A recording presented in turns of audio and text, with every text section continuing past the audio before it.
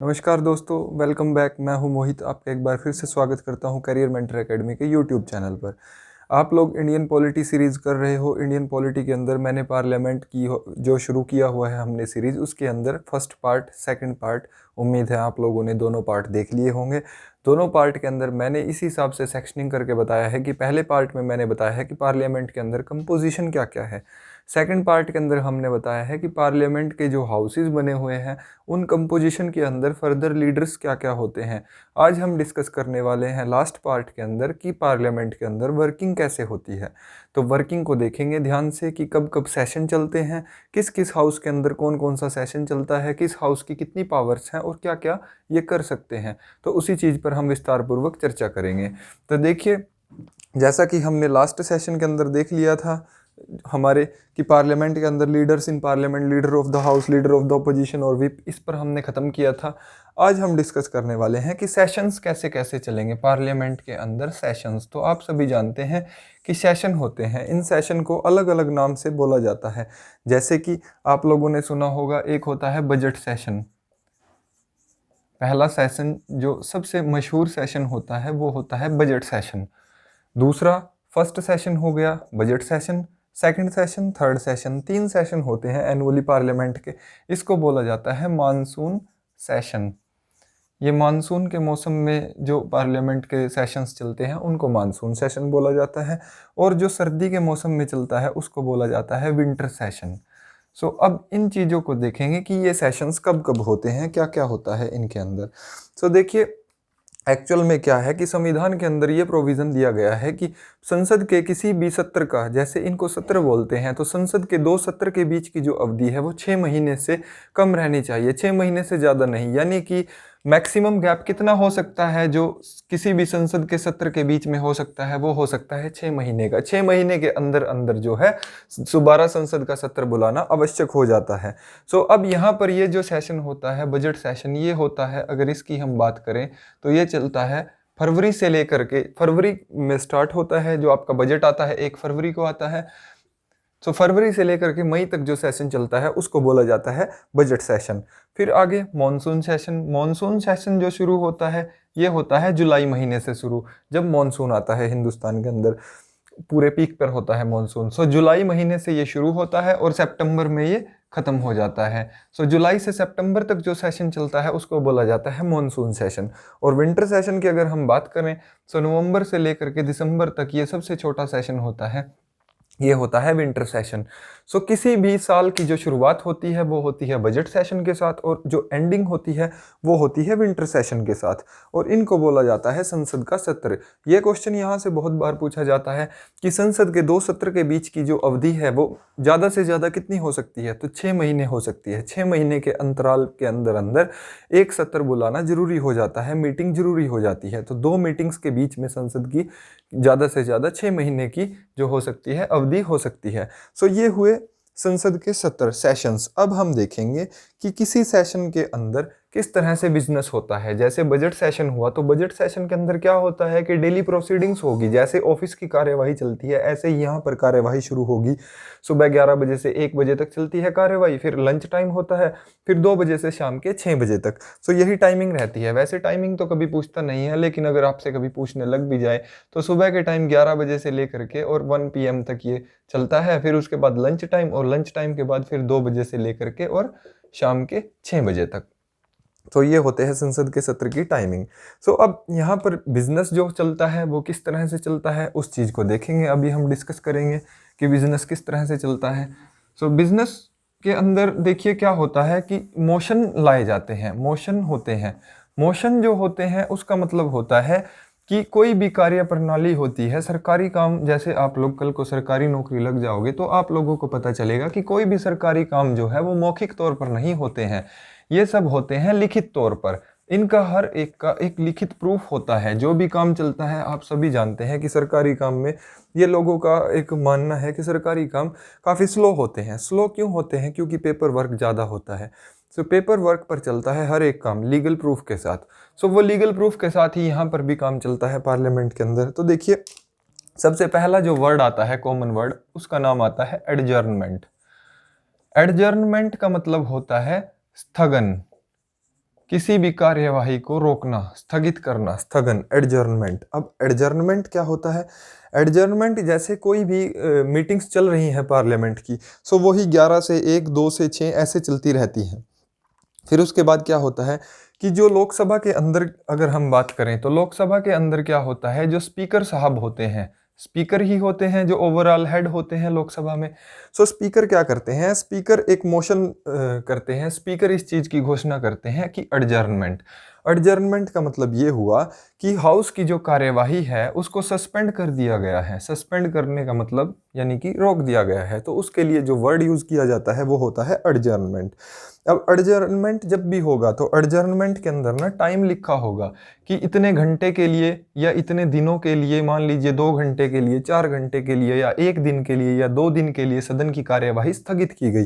आप लोग न्यूज़ में ऐसा सुनते भी होंगे कि स्थगन की जो सदन की जो कार्यवाही है वो स्थगित की गई है, हंगामा बहुत हो रहा था, तो स्पीकर ने क्या किया, सदन को स्थगित कर दिया। कितनी देर के लिए? क्या 2 घंटे के लिए, 4 घंटे के लिए? वो उसका मतलब होता है कि तब तक शांति हो जाएगी, थोड़ा दिमाग ठंडा हो जाएगा, फिर उसके बाद दोबारा से कार्यवाही शुरू करेंगे, तो उसको बोला जाता है एडजर्नमेंट। अब अगली टर्म जो आती है वो होती है एडजर्नमेंट। यही एडजर्नमेंट जो होता है ये तो होता ही है, इसके बाद में लगा होता है सिने डाई। एडजर्नमेंट सिने डाई। अब एडजर्नमेंट सिने डाई जो होता है इसका मतलब ये होता है कि जब सदन की कार्यवाही जो है वो तो सस्पेंड हो जाएगी। सदन की कार्यवाही कौन सस्पेंड करेगा? स्पीकर ही सस्पेंड करेगा, लेकिन टाइम पीरियड जो होता है ना ये नहीं बताया जाता। सो अनिश्चित काल के लिए सदन को स्थगित कर दिया गया। जब आप इस चीज को सुनते हो न्यूज के अंदर तो उसका मतलब होता है कि सदन के अंदर एडजर्नमेंट सिने डाई हो गया है, यानी कि सदन की कार्यवाही को स्थगित कर दिया गया है अनिश्चित काल के लिए।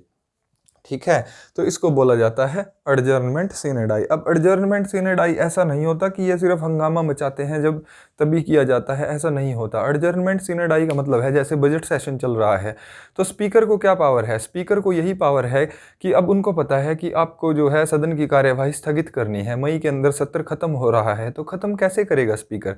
स्पीकर पास करेगा एडजर्नमेंट सिने डाई, यानी कि सदन की कार्यवाही अब खत्म, अब आप लोग अपने घर जाओ। ठीक है जी, तो सदन की कार्यवाही हो गई खत्म। फिर उसके बाद क्या होगा? उसके बाद आता है प्रोरोगेशन। एक टर्म आती है प्रोरोगेशन। अब ये प्रोरोगेशन क्या हुआ? प्रोरोगेशन को कौन लागू करता है, कौन लेकर के आता है? एक टर्म आती है प्रोरोगेशन। प्रोरोगेशन। अब इस प्रोरोगेशन का मतलब क्या होता है? तो देखिए, प्रोरोगेशन जब स्पीकर जो है वो एडजर्नमेंट सिने डाई कर देगा, जो हाउस का चेयरमैन होगा, जैसे अगर राज्यसभा की बात करें तो राज्यसभा के अंदर जो चेयरमैन होंगे वो एडजर्नमेंट सिने डाई कर देंगे, यानी कि जो भी प्रिजाइडिंग ऑफिसर होगा, लोकसभा के अंदर प्रिजाइडिंग ऑफिसर जो है वो स्पीकर है और राज्यसभा के अंदर जो प्रिजाइडिंग ऑफिसर है वो चेयरमैन है, तो वो क्या कर देंगे? वो सिने डाई कर देंगे। फिर उसके बाद क्या होगा कि बिजनेस सेशन जो है वो खत्म हो गया। इसका मतलब ये है कि बिजनेस सेशन खत्म हो गया, अब कार्य खत्म हो गया। तो उसके बाद उसके कुछ दिनों के बाद प्रेसिडेंट साहब जो हैं, भारत के राष्ट्रपति, वो क्या करेंगे? भारत के राष्ट्रपति लेकर के आएंगे प्रोरोगेशन।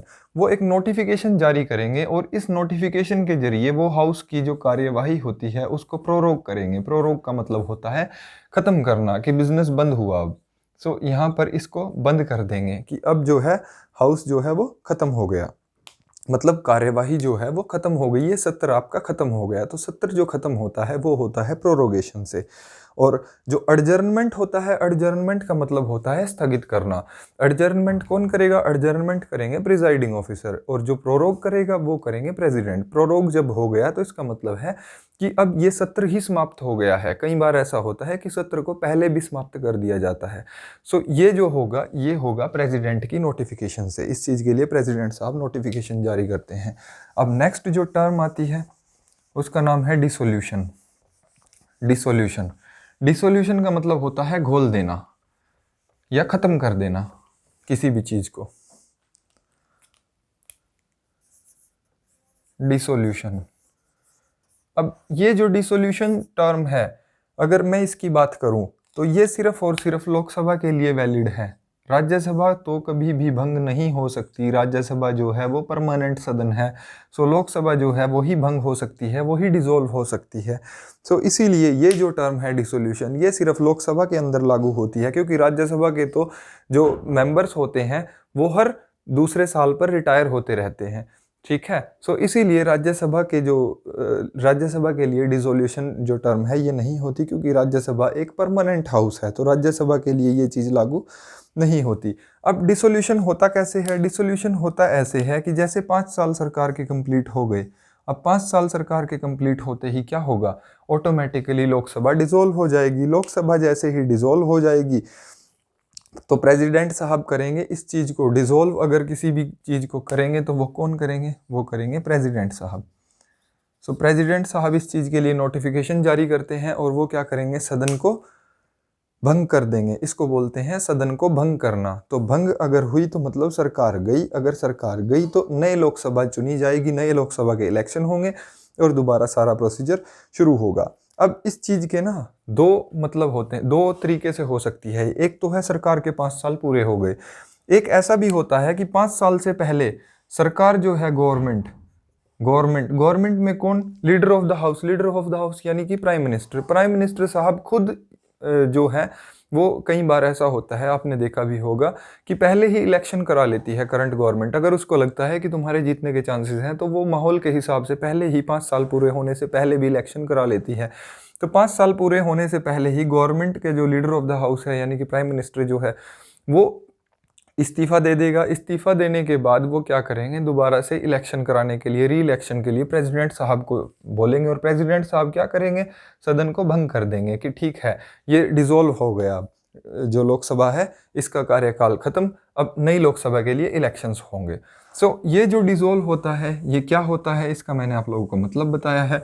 अब इसकी बारे में बात कर लेते हैं कि जब मान लीजिए कोई लोकसभा भंग हो गई तो यहाँ पर जो दोनों हाउसेज के अंदर जो बिल्स आते हैं उन बिल पर क्या प्रभाव पड़ता है लोकसभा के भंग होने का?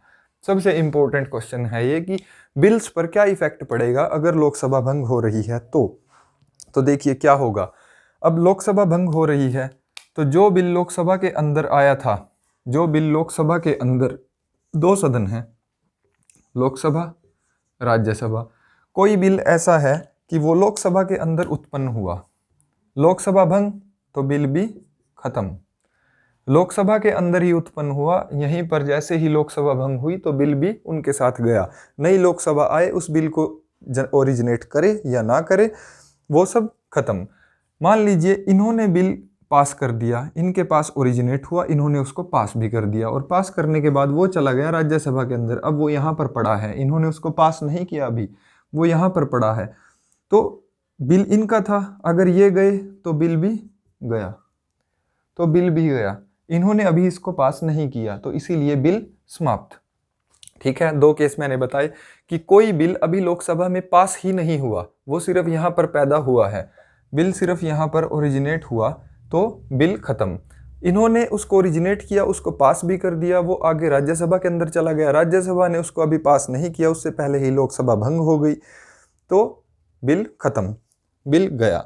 अब मान लीजिए कि ऐसा हो जाता है, कोई बिल ऐसा है वो दोनों हाउसेज के अंदर पेंडिंग है, वो दोनों हाउसेज के अंदर पेंडिंग हो गया, लोकसभा ने उसको पास किया, राज्यसभा ने मना कर दिया, लोकसभा ने उसके लिए जॉइंट सेशन मांग लिया, जॉइंट सीटिंग बुला दी। जॉइंट सीटिंग कौन बुलाएगा? जॉइंट सीटिंग बुलाएंगे प्रेसिडेंट साहब।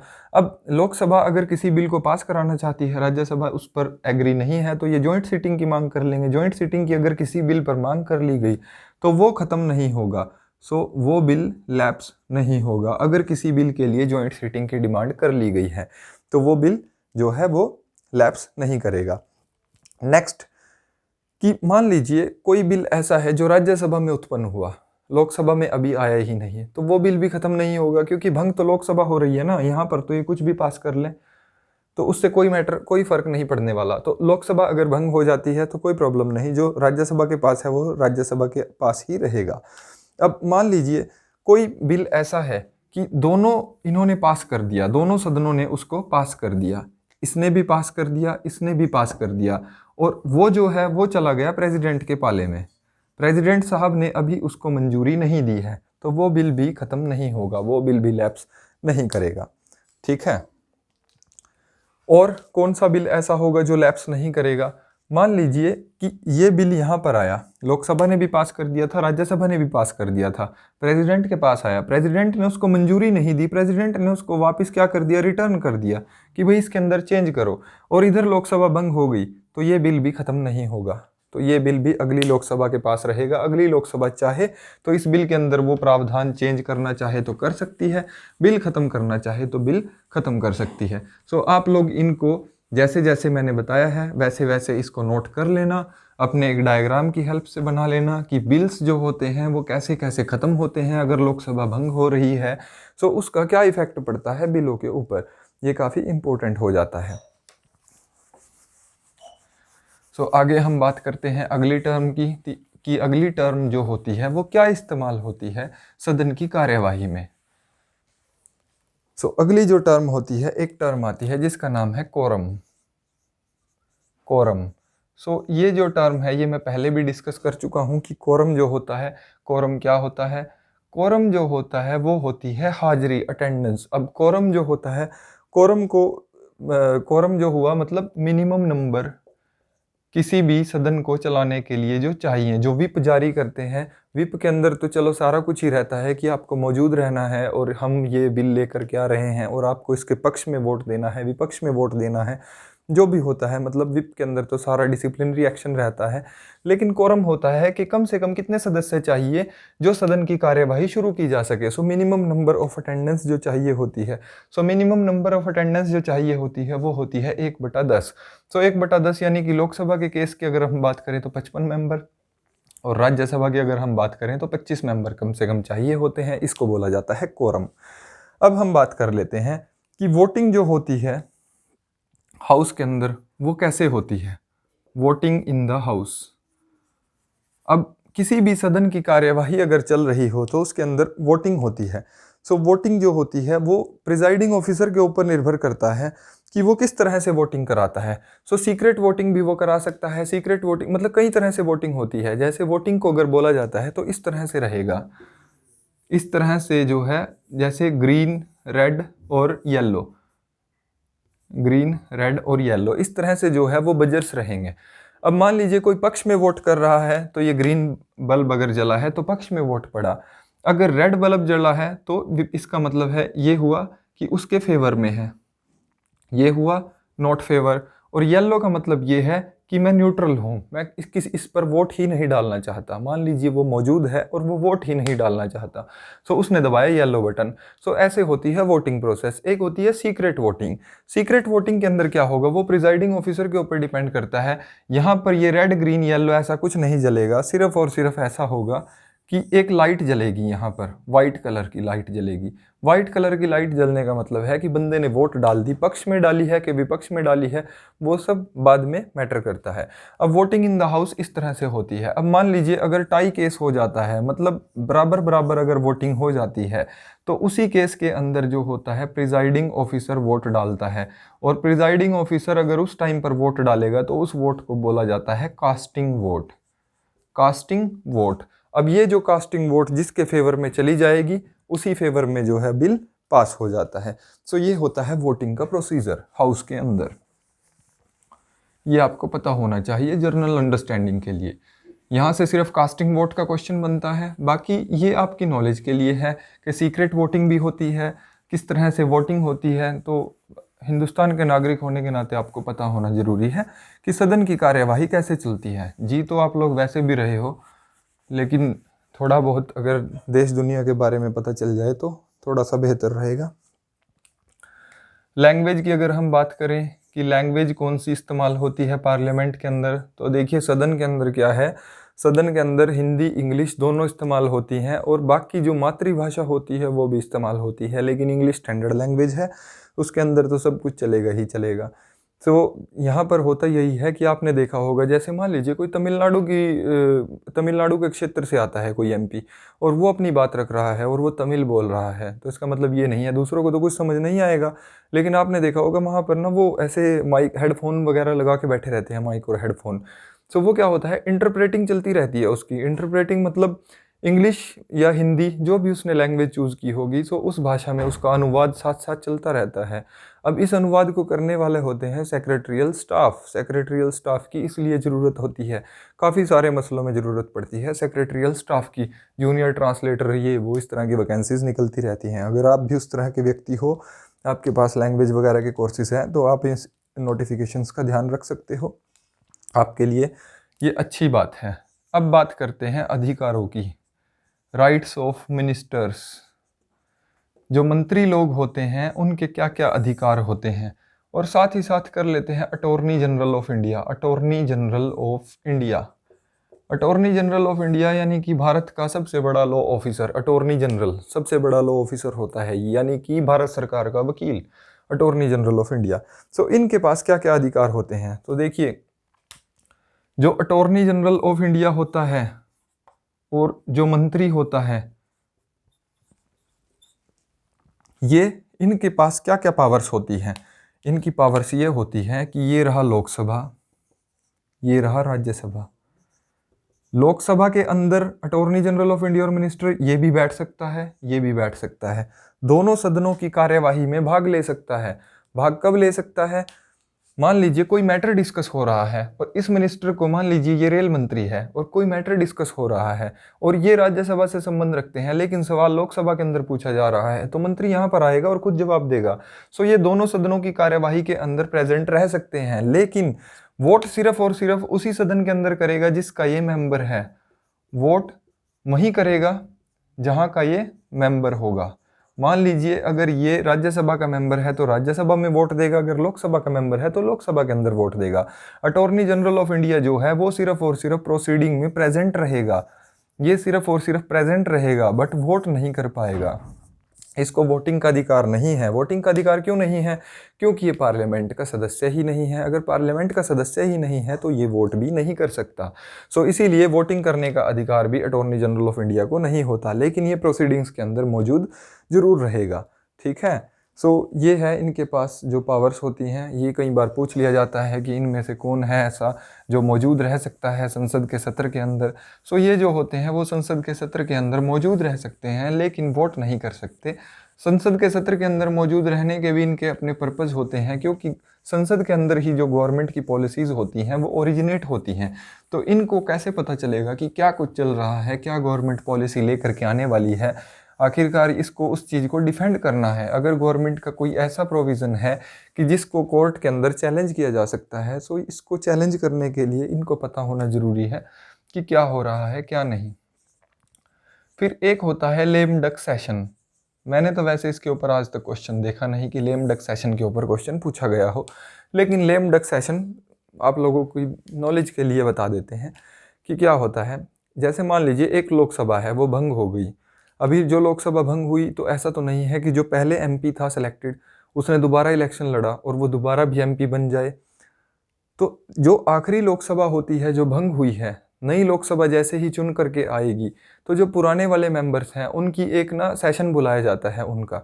सो जो मेंबर्स दोबारा चुन करके नहीं आए, जिनको दोबारा जनता ने स्वीकार नहीं किया, तो उनको बोला जाता है लेम डक, उनको बोला जाएगा लेम डक। ठीक है, सो लेम डक जो होंगे वो होंगे जो दोबारा इलेक्शन नहीं जीत पाए। सो उनके लिए ये जो है सेशन रखा जाता है और इसलिए इसका नाम है लेम डक सेशन। अब हम बात करेंगे कि जो पार्लियामेंट जो होती है उसके अंदर किस तरह के क्वेश्चंस चलते हैं, किस तरह से उसकी प्रोसीडिंग्स चलती हैं। सो अब पार्लियामेंट की प्रोसीडिंग्स के बारे में बात होगी, मतलब कार्यवाही कैसे चलती है, प्रोसीडिंग्स यानी कि कार्यवाही। सो कार्यवाही के अंदर देखिए सबसे पहले जो होता है वो होता है क्वेश्चन हावर। क्वेश्चन हावर, क्वेश्चन हावर का मतलब है कि प्रश्नकाल, इसको हिंदी में बोलते हैं प्रश्नकाल। तो ये कब होता है, स्टार्टिंग का जो पहला घंटा होता है, जैसे ही कार्यवाही शुरू होती है उसके अंदर जो पहला घंटा होता है उस घंटे को बोलते हैं क्वेश्चन हावर। फर्स्ट हावर जो भी हर एक सेशन के अंदर, हर एक सिटिंग में वो क्वेश्चन हावर होगा। अब क्वेश्चन हावर के अंदर ना 3 तरह के प्रश्न पूछे जाते हैं। एक प्रश्न होते हैं स्टार्ड प्रश्न। स्टार्ड का मतलब कि उन प्रश्नों के ऊपर इस तरह से सितारा बना होगा, उनको बोलते हैं स्टार्ड क्वेश्चन। अब ये जो स्टार्ड क्वेश्चन जो होते हैं इसका मतलब ये है कि इनका जो उत्तर देगा, जिस भी मंत्री से ये पूछा गया है वो मौखिक रूप से इसका उत्तर देगा, ओरल आंसर देना है उसको। मौखिक रूप से वो उत्तर देगा। अब अगर उसने मौखिक रूप से क्वेश्चन पूछा गया है, मौखिक रूप से उत्तर मिल रहा है, तो सप्लीमेंट्री क्वेश्चन भी पूछ सकता है। मतलब आगे अगर कोई उसके मन में डाउट रह गया है तो वो दोबारा पूछ सकता है, उस चीज को भी पूछ सकता है। सो सप्लीमेंट्री क्वेश्चन भी यहाँ पर पूछा जा सकता है। इसको बोलते हैं स्टार्ड क्वेश्चन। फिर अगले आते हैं अनस्टार्ड क्वेश्चन। अनस्टार्ड क्वेश्चन मतलब उन पर स्टार्ड नहीं लगा हुआ है, अनस्टार्ड क्वेश्चन। अब अनस्टार्ड क्वेश्चन कैसे होंगे? अनस्टार्ड क्वेश्चन ऐसे होंगे कि उनके लिए जो आपको आंसर चाहिए वो ओरल नहीं, रिटन आंसर चाहिए। लिखित में जवाब दो, रिटन आंसर। अब जब रिटन आंसर देगा तो सप्लीमेंट्री क्वेश्चन पूछने का मतलब ही नहीं बनता। सप्लीमेंट्री मतलब आगे से वो कैसे पूछेगा, दोबारा उसको चिट्ठी लिख करके पूछना पड़ेगा। आगे होता है short notice question. Short notice question.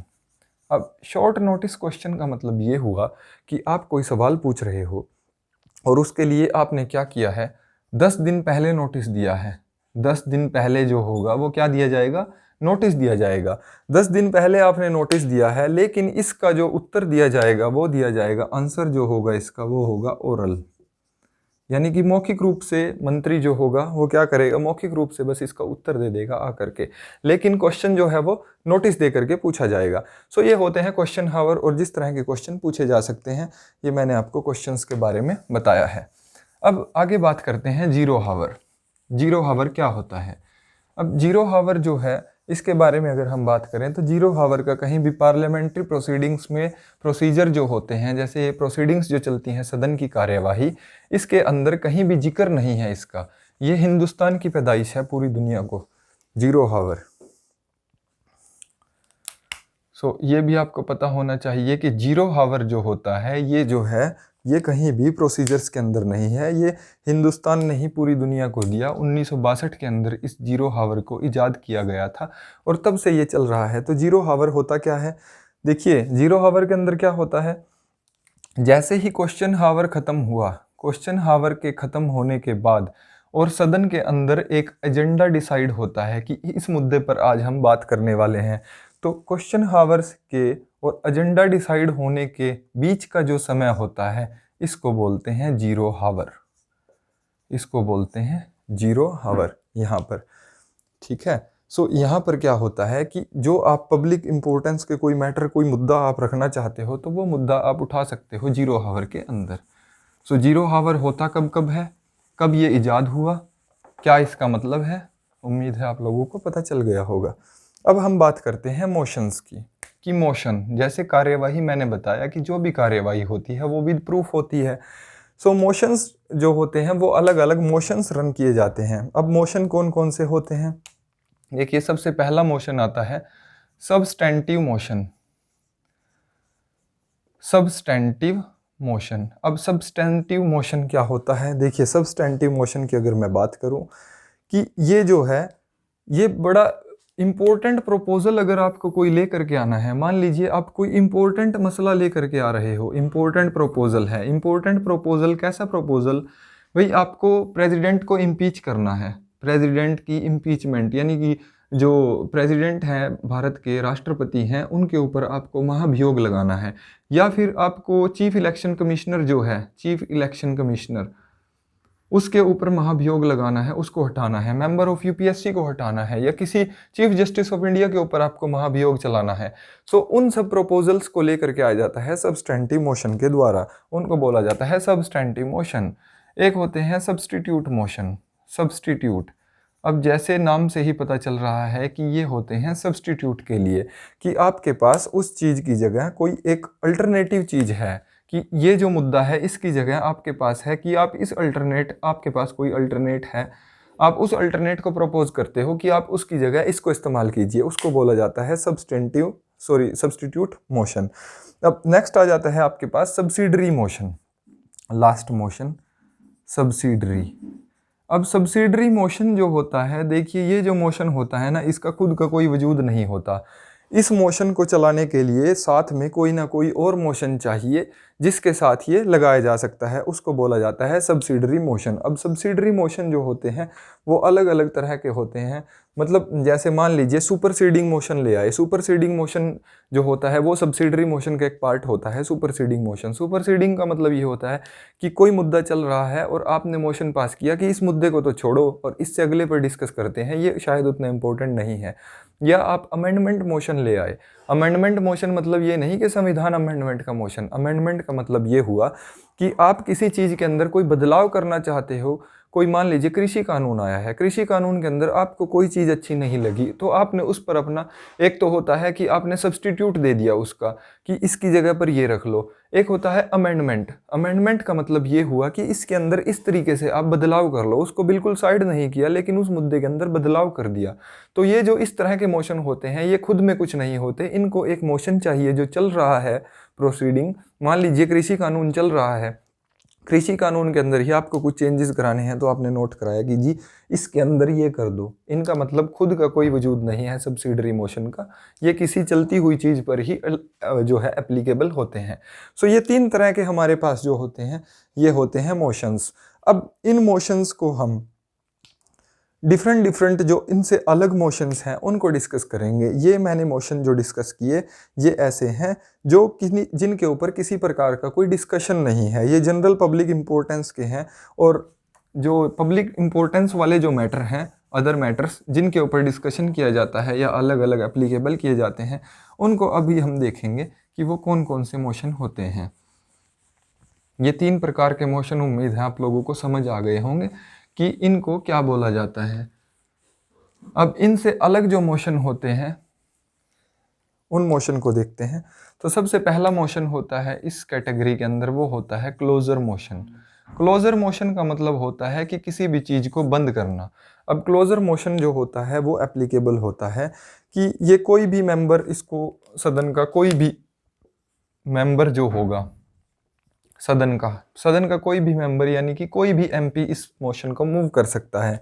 अब ये मोशन ना कई तरह के होते हैं कि मान लीजिए कि वो हाउस के अंदर कहेगा कि ये जो वाला मुद्दा है, मान लीजिए कोई बिल चल रहा है और उस बिल के 4 पार्ट हैं, तो ये अलग अलग तरीके से एप्लीकेबल किया जा सकता है। कई बार तो ऐसा होता है कि पूरे बिल को सुपरसीड कर दो। पूरे बिल को मतलब कि पूरे बिल को डिस्कस करने की ज़रूरत नहीं है, बस ये मोशन पास कर दिया कि इसको मुद्दे को बंद करो और इसको ऐसे ही वोटिंग के लिए डालो। देखो इसके पक्ष में आते हैं कि विपक्ष में। या ऐसा है कि मान लीजिए उसके 3 पार्ट हैं तो इन्होंने बोला कि दूसरा पार्ट जो है उसको क्लोजर मोशन के तहत बंद कर दो, इसको डिस्कस नहीं करते हैं, सिर्फ पहले और तीसरे को ही डिस्कस करते हैं और फिर डायरेक्ट वोटिंग के लिए डाल देते हैं। सो इस तरह जो मोशन होता है वो बोला जाता है क्लोजर मोशन, यानी कि इस चीज़ को छोड़ो और उस चीज़ को देखो। ठीक है, तो ये होता है क्लोजर मोशन। फिर नेक्स्ट होता है प्रिविलेज मोशन। प्रिविलेज का मतलब होता है सुविधाएं। सो अगर किसी मिनिस्टर ने जो उसको सुविधाएं मिल रही हैं उनका गलत इस्तेमाल किया है, यानी कि ब्रीच की है प्रिविलेज की, इसको बोलते हैं गलत इस्तेमाल करने को ब्रीच। किसी भी उसकी जो सुख सुविधाएं हैं, जो पार्लियामेंट्री सुख सुविधाएं उसको मिल रही हैं, अगर कोई मंत्री उसको ब्रीच कर देता है सो उस मंत्री के खिलाफ ये प्रिविलेज मोशन पास किया जाता है। किसके खिलाफ? उस मंत्री के खिलाफ। और इसको लेकर के कौन आएगा? अब आपको ये भी पता होना चाहिए कि अगर पार्लियामेंट प्रिविलेज को कोई गलत इस्तेमाल कर रहा है सो इसको लेकर भी कौन आएगा? कोई भी एमपी लेकर के आएगा ना, जो मेंबर ऑफ पार्लियामेंट है। सो वो इसको लेकर के आएगा। ये किसके खिलाफ होता है? किसी भी मिनिस्टर के खिलाफ। अब नेक्स्ट जो मोशन होता है वो होता है calling attention motion. Calling attention motion.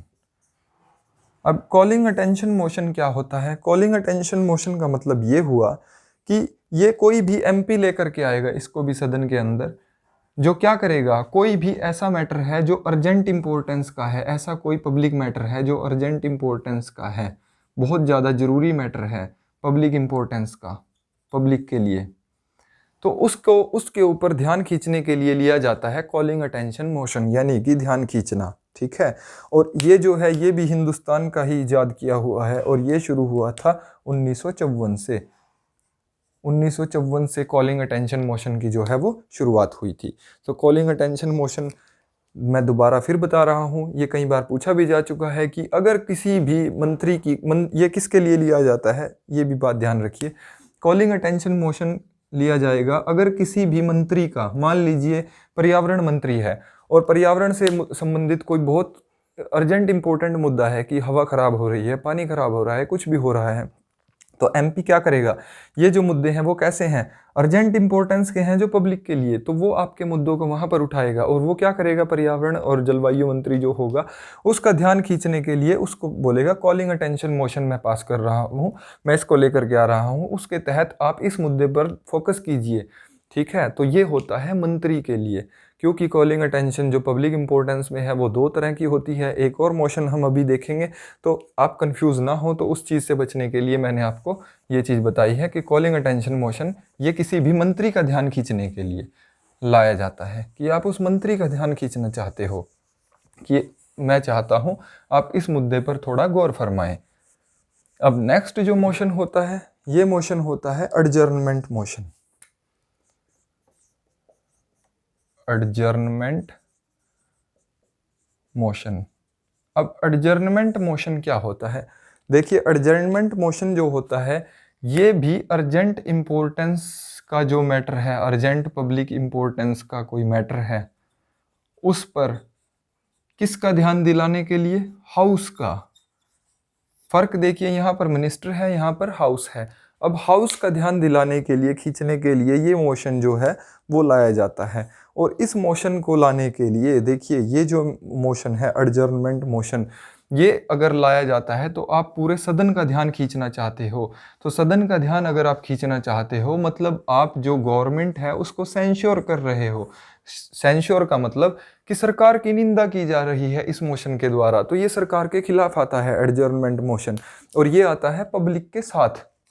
ठीक है, और ये आता है सरकार के खिलाफ कि आपने इस मुद्दे पर ऐसा कर दिया, तो ये सरकार के खिलाफ जो है वो सेंश्योर होता है, यानी कि सरकार को इस मुद्दे पर घेरा जाता है। सो इसीलिए अगर सरकार को किसी मुद्दे पर घेरा जा रहा है तो सिंपल सी बात है, वो जो मुद्दा होगा वो सिर्फ लोकसभा के अंदर ही उठ सकता है, राज्यसभा के अंदर आप उस मुद्दे को नहीं उठा सकते। सो ये जो मोशन है एडजर्नमेंट मोशन, इसको आप राज्यसभा के अंदर नहीं लेकर के आ सकते।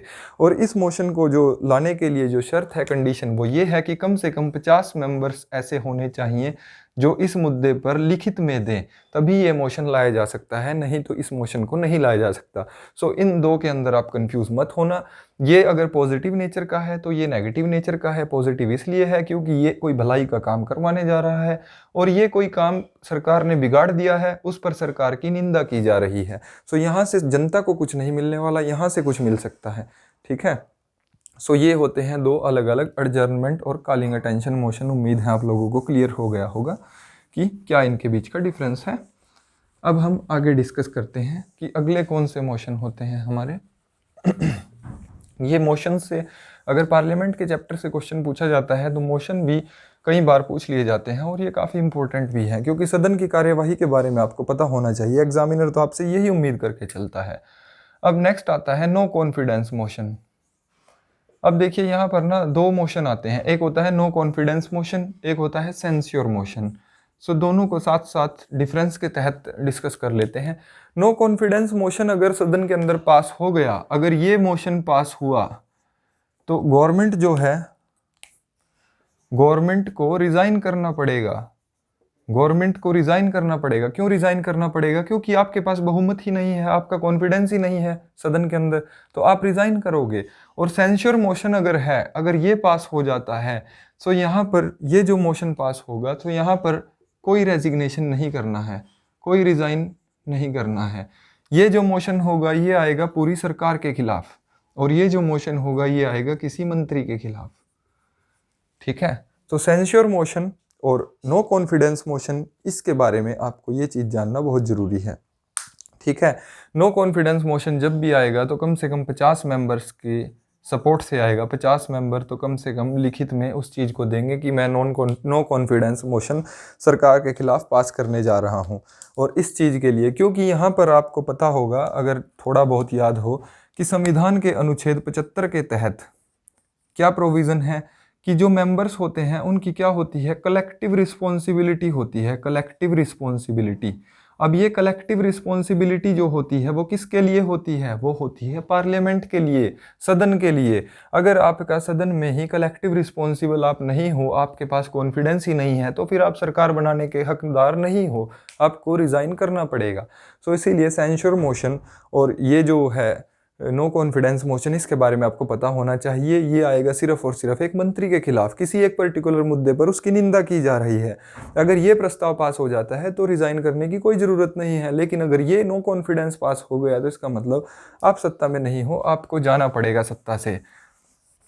ये होती है गवर्नमेंट की पावर कि आपको प्रूव करना होता है फ्लोर टेस्ट को हर बार, और फ्लोर टेस्ट को जो प्रूव करते हैं तभी आप सरकार के अंदर टिक पाते हो, नहीं तो आप सरकार में बने रहने के लायक नहीं हो। इसको फ्लोर टेस्ट बोला जाता है। मतलब सदन में देखते हैं कि वहाँ पर जो वोटिंग होती है वहाँ पर वोटिंग हासिल कर पाते हैं या नहीं। फिर आगे एक आता है motion of thanks. Motion of thanks. अब मोशन ऑफ थैंक्स मतलब किसी का धन्यवाद करना, धन्यवाद प्रस्ताव। धन्यवाद प्रस्ताव के लिए क्या होता है, देखिए कोई भी जो फर्स्ट सेशन शुरू होता है, कोई भी लोकसभा अगर आएगी तो उसका जो पहला सेशन होगा और जो बजट सेशन होता है, जब बजट आता है, सो इन दोनों सेशंस को प्रेसिडेंट साहब जो होते हैं वो संबोधित करते हैं। वो सदन के अंदर आते हैं और वो अपनी जो मतलब एक स्पीच लेकर के आते हैं और उस स्पीच को पढ़ते हैं और सदन के अंदर जो है वो मतलब उसका स्वागत करते हैं, एक किस्म से सदन की कार्यवाही की शुरुआत करते हैं। सो सदन की कार्यवाही की शुरुआत करने के लिए प्रेसिडेंट साहब आएंगे और वो इस सब चीज़ को करेंगे। तो फिर उसके बाद क्या होगा कि जब प्रेसिडेंट साहब अपना भाषण कंप्लीट कर लेंगे, सो उसके बाद जो गवर्नमेंट होगी वो गवर्नमेंट क्या करेगी, मोशन ऑफ थैंक्स लेकर के आएगी। Motion of thanks. So motion of thanks अगर पास नहीं होता है तो सरकार गिर जाएगी। सो मोशन ऑफ थैंक्स का पास होना बहुत ज़्यादा ज़रूरी है। अगर मोशन ऑफ थैंक्स सरकार पास नहीं करा पाती है तो इसका मतलब आप कॉन्फिडेंस में ही नहीं हो। सो वहाँ पर भी सरकार को क्या करना होता है, रिज़ाइन करना होता है।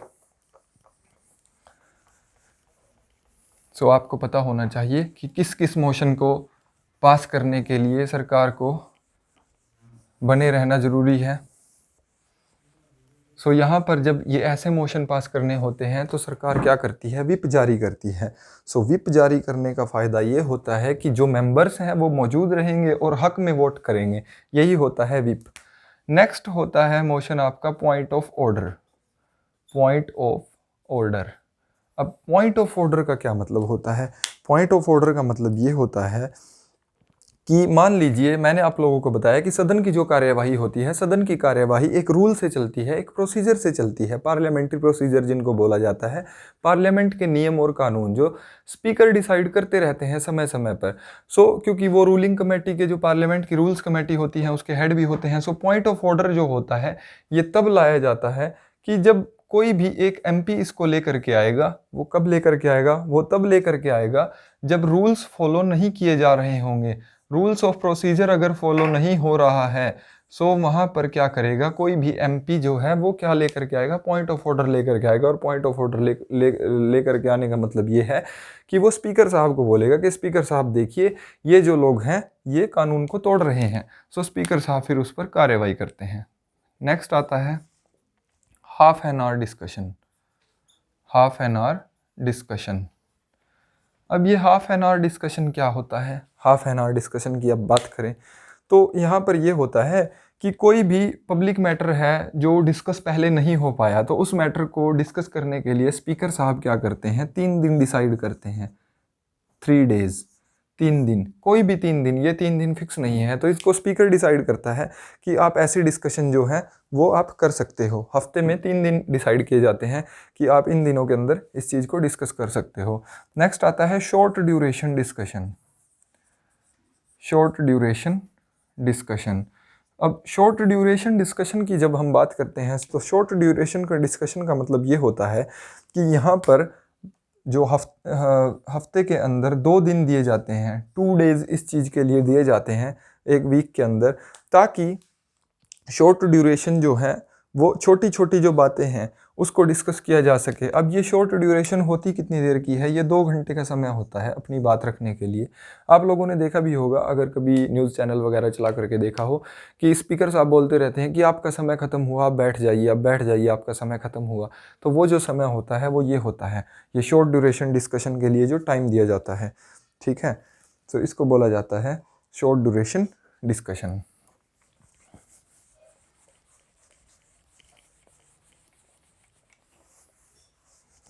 अब आगे हम बात करते हैं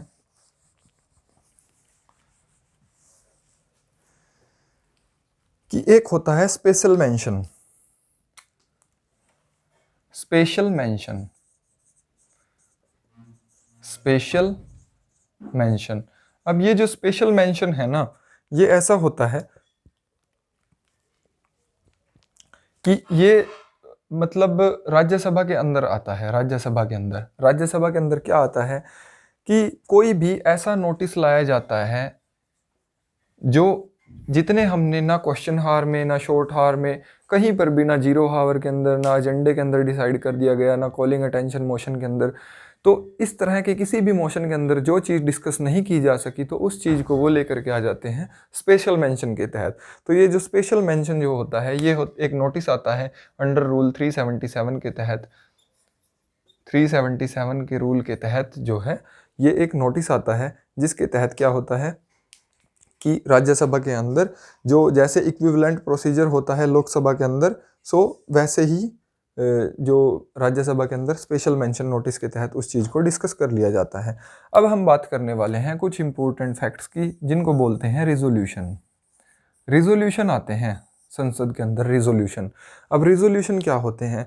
देखिए, रिजोल्यूशन ना मतलब अगर कोई भी अपने बिल लेकर के आता है तो उनको बोला जाता है, मान लीजिए कि कोई भी व्यक्ति जो है, उनको अपनी बात रखने का अधिकार है संसद के अंदर, तो उस बात को कैसे रखते हैं वो? रिजोल्यूशन के माध्यम से। तो अब रिजोल्यूशन के माध्यम से अगर अपनी बात रखेंगे तो यहाँ पर रिजोल्यूशन होते कितने तरह के हैं?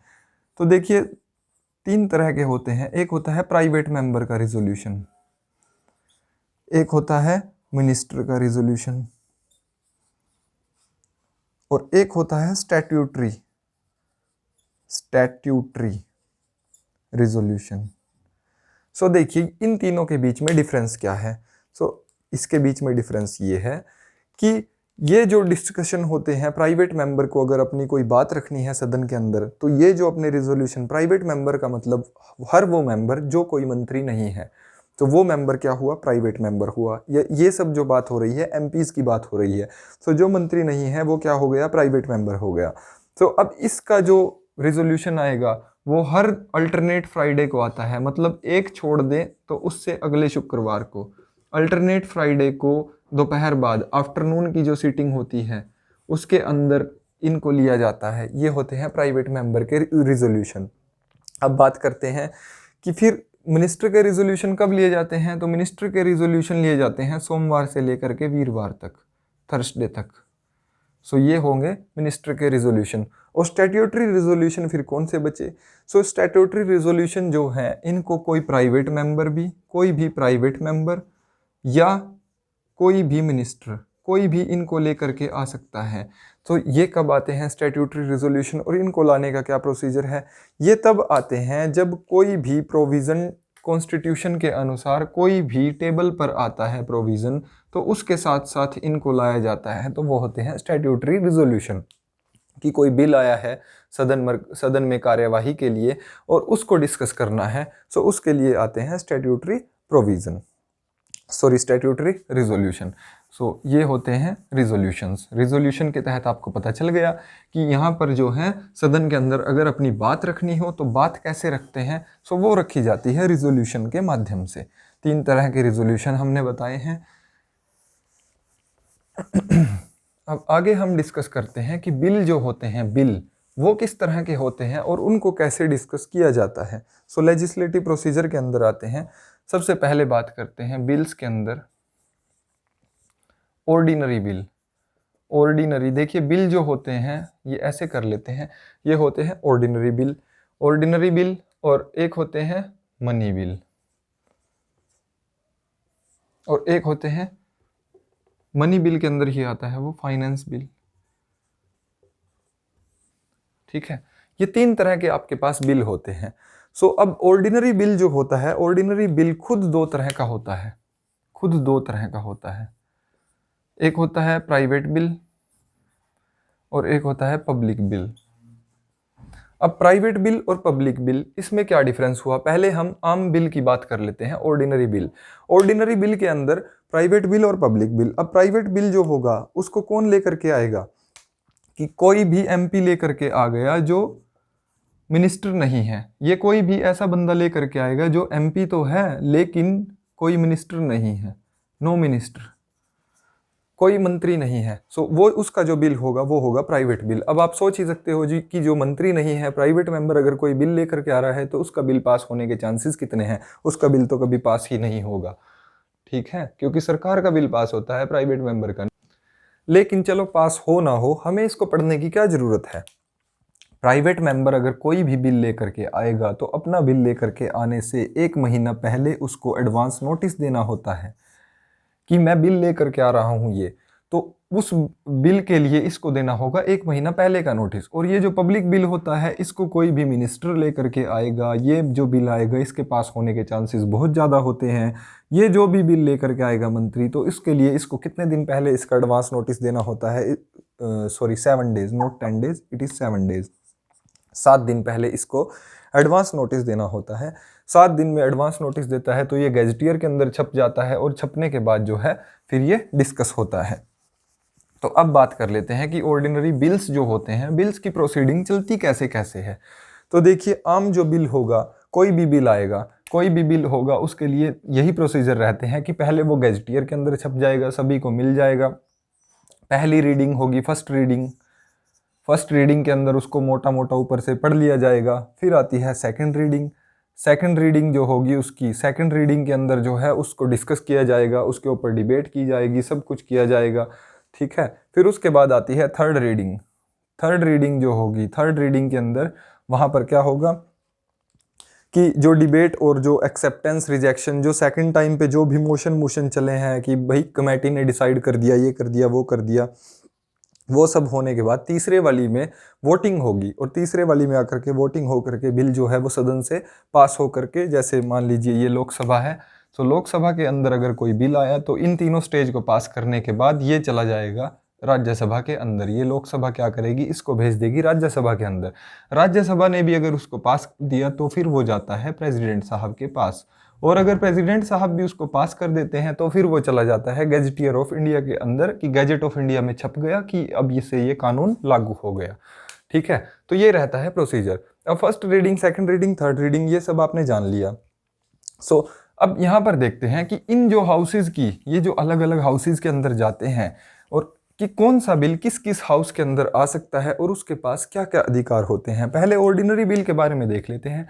ऑर्डिनरी बिल जो है, जैसे ये लोकसभा के अंदर आएगा, लोकसभा ने इसको पास कर दिया, लोकसभा पास्ट, लोकसभा ने पास कर दिया, आगे चला गया राज्यसभा के अंदर, राज्यसभा ने इसको पास कर दिया, प्रेसिडेंट साहब के पास गया, प्रेसिडेंट साहब के पास चॉइसेस हैं, प्रेसिडेंट साहब ने उसको पास कर दिया, कॉन्ग्रेचुलेशन, आपका बिल पास हो गया। अब ये पूरे हिंदुस्तान के अंदर लागू हो गया जैसे ही इनके साइन हुए। लेकिन मान लीजिए कि यहाँ पर राज्यसभा जो है, राज्यसभा ने कहा कि भाई मैं पास नहीं करता। राज्यसभा के पास चॉइसेस हैं, वो क्या करेगा, इसको वापस भेज देगा कि मैं इस चीज़ को नहीं मानता, आप इसके अंदर ये बदलाव करो। इसके पास चॉइसेस क्या हैं कि पहला तो ये हुआ कि इसने इसको रिजेक्ट कर दिया कि हम इस बिल को मानते ही नहीं, ये रिजेक्ट है हमारी तरफ से, ठीक है। तो रिजेक्ट है, इसका मतलब ये नहीं है कि कचरा हो गया। अब रिजेक्ट कर दिया, या फिर इसने क्या कर दिया, अमेंडमेंट के साथ वापस भेज दिया कि इसके अंदर ये बदलाव करो तब हम पास करेंगे। और ये लोकसभा के पास अब क्या चॉइस है कि ये या तो चाहे उसके अंदर बदलाव करे और ना चाहे तो ना बदलाव करे। अगर इसको वो बिल वैसे ही हालत में पास कराना है तो इसको बदलाव नहीं करेगी ये। सो अगर इसको बिल पास कराना है कि चलो हम ये अमेंडमेंट मान लेते हैं, ये बदलाव कर लेते हैं, तो ये बदलाव करके वापस भेज देगी, ये एक्सेप्ट कर लेगी और प्रेसिडेंट साहब के पास चला जाएगा। लेकिन अगर ये 2 केस हो जाते हैं तो क्या होगा? अगर ये 2 केस हो जाते हैं, राज्यसभा कितने समय के लिए बिल को रोके रख सकती है, ये भी यहाँ पर सवाल आता है।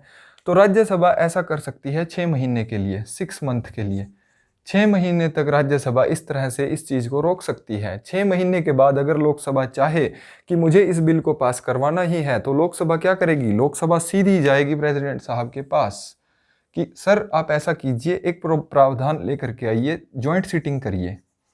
सो प्रेसिडेंट साहब क्या करेंगे? ज्वाइंट सीटिंग करेंगे। ज्वाइंट सीटिंग के अंदर लोकसभा और राज्यसभा दोनों बैठेंगी और आपको पता है वहां पर जीत होती है लोकसभा की।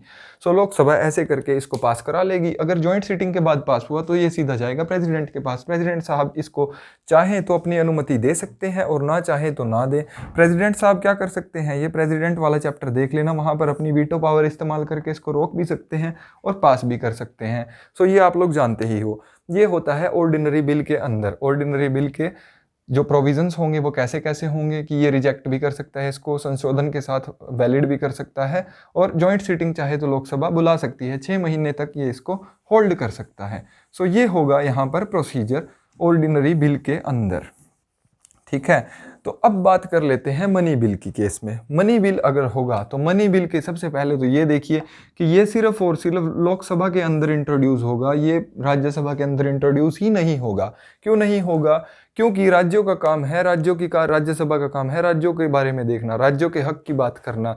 अगर कोई भी पैसे से लेन देन की बात है तो वो सिर्फ और सिर्फ लोकसभा करेगी, क्योंकि सरकार तो लोकसभा के अंदर है ना, सरकार तो वो चला रही है। सो ये आएगा सिर्फ और सिर्फ लोकसभा के अंदर।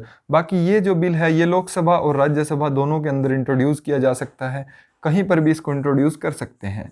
सो ये आएगा लोकसभा के अंदर। अब इस बिल को, मनी बिल जो भी होगा, उसके लिए किसकी मंजूरी लेनी जरूरी है? स्पीकर इसको डिसाइड करेगा कि कोई भी बिल मनी बिल है या नहीं। अगर स्पीकर ने किसी चीज़ पर मोहर मार दी कि ये जो बिल है वो मनी बिल है, सो वो बिल हो जाएगा मनी बिल। और अगर स्पीकर बोलता है कि ये मनी बिल नहीं है तो वो मनी बिल नहीं होगा। तो ये कहाँ पर मेंशन है कि मनी बिल होगा?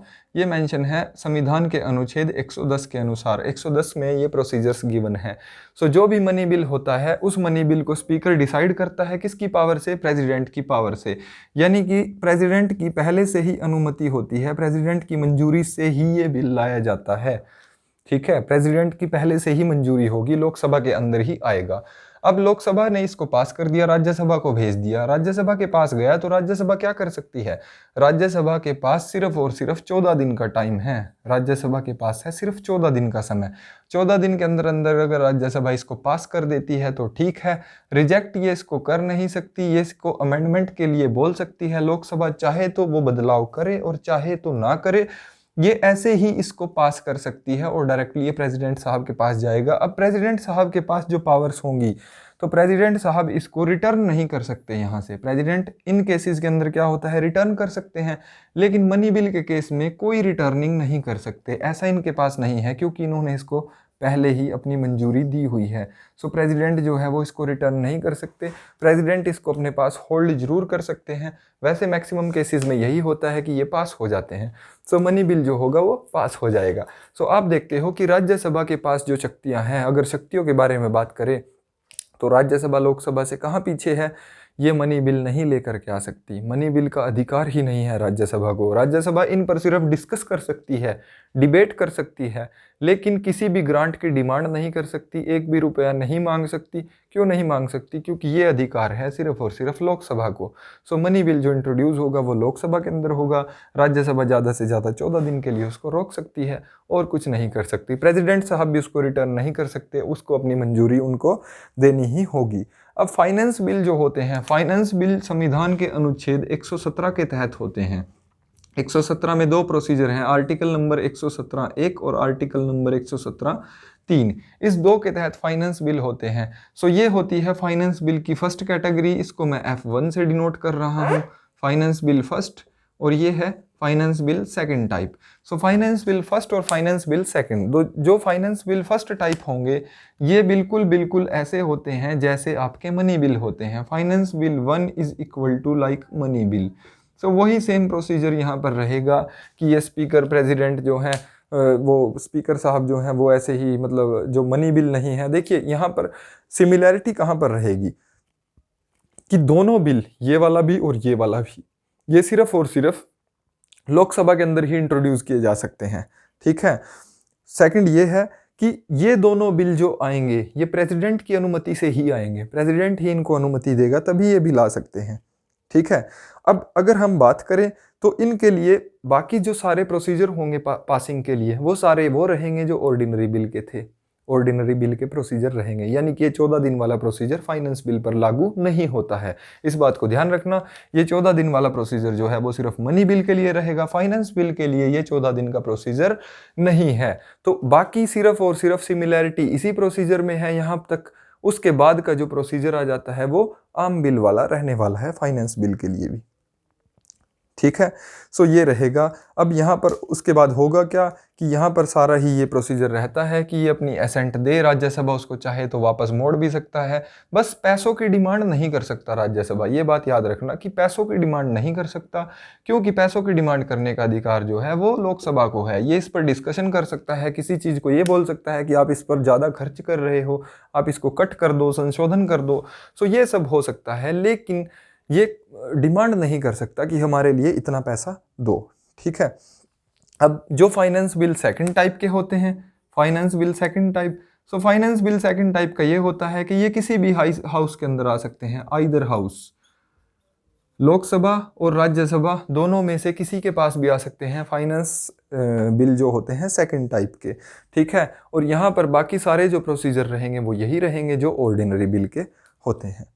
ठीक है, तो ये आपको पता होना चाहिए कि ये सब क्या होता है, कैसे कैसे इसका प्रोसीजर है और क्या क्या इसका सिस्टम रहता है। अब यहाँ पर बात की है हमने एक जॉइंट सीटिंग की, जॉइंट सीटिंग की हमने बात की है कि जॉइंट सीटिंग हो सकती है। अब जॉइंट सीटिंग को कौन एड्रेस करता है? जॉइंट सीटिंग को एड्रेस करते हैं प्रेसिडेंट साहब, उसमें लोकसभा और राज्यसभा बैठते हैं। जॉइंट सीटिंग को चेयर कौन करता है?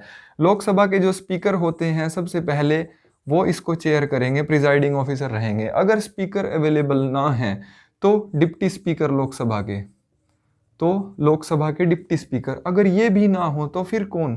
फिर डिप्टी चेयरमैन राज्यसभा के, राज्यसभा के डिप्टी चेयरमैन, ना कि चेयरमैन। चेयरमैन क्यों नहीं? क्योंकि चेयरमैन तो पार्लियामेंट का हिस्सा ही नहीं। चेयरमैन जो है वो है उपराष्ट्रपति, वो तो पार्लियामेंट का हिस्सा ही नहीं है। सो यहाँ पर जॉइंट सीटिंग के अंदर वही व्यक्ति बैठेंगे जो पार्लियामेंट का हिस्सा है। सो डिप्टी चेयरमैन जो है फिर वो चॉइस रहेगा। ठीक है, सो ये जॉइंट सीटिंग के लिए प्रोसीजर है। जॉइंट सीटिंग कैसे कैसे होती है ये हम देख ही चुके हैं। सो इसमें इंपॉर्टेंट जो है वो यही है कि इसको बुलाता कौन है, इसको चेयर कौन करता है। अब इसमें जीत जो होगी वो आप लोग जानते ही हो कि लोकसभा की सीटें ज़्यादा हैं तो लोकसभा ही जीतेगी। अब क्या ऐसा भी हुआ है कि जॉइंट सीटिंग अभी तक बुलाई गई है हिंदुस्तान के अंदर, और किस किस बिल पर बुलाई है? तो अगर आप लोग ये चीज़ नोट करना चाहो तो नोट कर सकते हो। जॉइंट सीटिंग जो है वो अभी तक सिर्फ और सिर्फ 3 बार बुलाई गई है, 3 बिलों में, 3 बिल के केस में अभी तक सिर्फ। देखिए, सबसे पहला जो बिल आया था वो आया था डाउरी प्रोहिबिशन वाला, दहेज वाला डाउरी प्रोहिबिशन 1960 के अंदर। सो उस समय पर सबसे पहले जो हुआ था इस बिल के ऊपर विवाद हो गया था और जॉइंट सीटिंग बुलाई गई थी। फिर उसके बाद ये हुआ था कि बैंकिंग सर्विस बिल आया था एक, बैंकिंग सर्विस कमीशन बिल 1977 के अंदर। हालांकि इस बिल को बाद में वापस ले लिया गया था, लेकिन इस बिल के ऊपर भी जॉइंट सीटिंग बुलाई गई थी। फिर उसके बाद एक और बिल आया था prevention of terrorism, prevention of terrorism, जिसके तहत पोटा लगता है, टेररिज्म। प्रिवेंशन ऑफ टेररिज्म का जो बिल आया था इसके ऊपर भी जॉइंट सीटिंग बुलानी पड़ी थी, और ये बिल आया था सन 2002 के अंदर। सो ये 3 बिल ऐसे हैं जिनके केस में जॉइंट सीटिंग जो है वो बुलानी पड़ी थी। सो अब हम डिस्कस कर लेते हैं कि बजट जो आता है, बजट, बजट कैसे आता है, कौन उसको लेकर के आता है, उसका क्या प्रोसीजर रहता है। अब आप सभी को पता होगा कि हिंदुस्तान का जो बजट आता है 1 फरवरी को आता है, 1 फरवरी को हिंदुस्तान में बजट आ जाता है। अब बजट जो है पहले तो ये होता था कि रेल बजट अलग होता था, और जो आम बजट होता है, आम जनता का बजट, वो अलग होता था, अलग अलग इंट्रोड्यूस होता था। लेकिन अब तो उसको जो है मोदी सरकार ने दोबारा से एक कर दिया था, रेलवे बजट और आम बजट को एक साथ कर दिया था। सो लास्ट जो मंत्री थे रेल बजट को लेकर के आए थे इंडिविजुअली वो सुरेश प्रभु जी थे, और उसके बाद बजट जो है वो एक साथ कर दिया गया था। सो अब हम डिस्कस करने वाले हैं बजट।